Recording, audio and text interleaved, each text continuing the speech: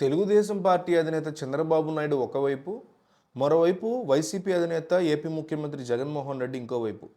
వీళ్ళిద్దరూ కూడా ఒకే రోజు ప్రజాక్షేత్రంలోకి వచ్చారు. వాస్తవానికి చంద్రబాబు ఎప్పటినుంచో రా కదలిరా సభలు నిర్వహిస్తున్నారు. అయితే వైసీపీ అధినేత సీఎం జగన్ మాత్రం శనివారం నాడే బయటకు వచ్చారు. విశాఖలో నిర్వహించిన సిద్ధం బహిరంగ సభలో ఆయన పాల్గొన్నారు. ఇటు చంద్రబాబు కూడా ఉమ్మడి చిత్తూరు జిల్లాలోని పీలేరులో రా కదలిరా సభను నిర్వహించారు. ఇరుపక్షాలు కూడా ఒకరి మీద ఒకరు రెచ్చిపోయి మరీ విమర్శలు చేసుకున్నారు. చంద్రబాబు ఓడిస్తానని జగన్ అంటే పులివెందుల్లో పాగా వేస్తామని చంద్రబాబు చెప్పుకొచ్చారు. సీమ రక్తం తనలో ఉందని చంద్రబాబు చెప్తే ఎలాంటి పద్మ వ్యూహాన్నైనా ఛేదించుకుని 175కి 175 సీట్లు దక్కించుకుని మళ్ళీ అధికారంలోకి వస్తామని జగన్ చెప్పారు. ఇక విమర్శలు ప్రతివిమర్శలు కూడా కామన్ కంటే ఎక్స్ట్రాడినరీ అన్నట్టుగా ఉన్నాయి.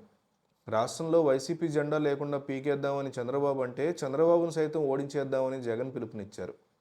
అభివృద్ధి మీద ఇద్దరు నాయకులు పరస్పరం నిప్పులు చెరుక్కున్నారు.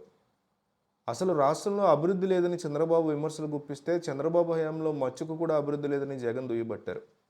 ఇలా మొత్తంగా ఈ రెండు పార్టీల నాయకుడు కూడా ఒకరి మీద ఒకరు తీవ్ర స్థాయిలో విమర్శలు గిప్పించుకున్నారు.